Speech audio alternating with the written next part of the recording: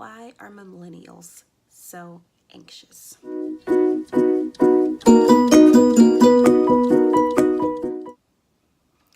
So I was actually looking through a bunch of articles just a few minutes ago, and it was talking about this very topic. There was tons and tons of articles, and they were basically giving the same thing about what is driving millennials to be anxious. And so a big one that they would say is like social media, compare themselves to others, and the phony lives that people post on social media, or not living with parents anymore and being pushed into adulthood before they were actually ready to.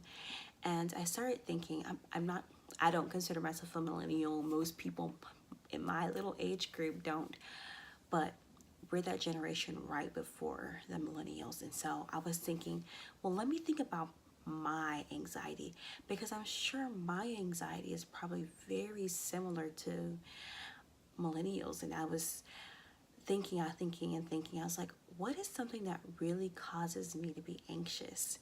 And as I'm scrolling through page after page after page of articles, I think about something that a client had told me when I was showing them something on my phone.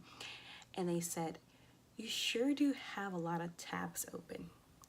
And so on my phone, when you look into the Google Chrome, I think right now, probably about 45 tabs open.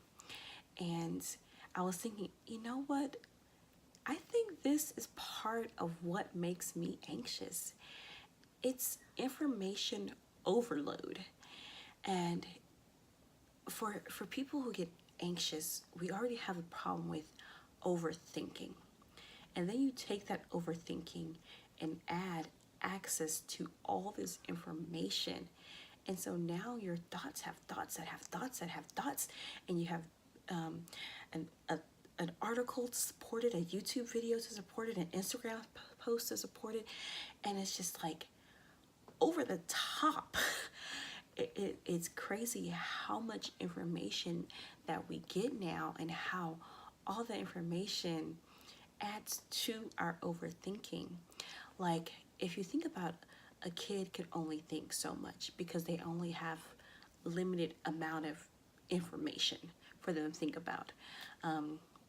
If they think about something bad happening, the extent of it is that, oh, maybe they'll have a parent pass away. And that's like maybe the extent of bad things that they can think of. But us, we can think about getting into a car accident, losing our jobs, breaking up with a partner, not having any friends, our haircut going bad, getting a hole in our shirt while we're at work, having our shoes soaking wet because it was pouring down raining. That was me today. And so we have all these different things that we have to process, and having access to so much more information right in our hands, I think it adds to that anxiety.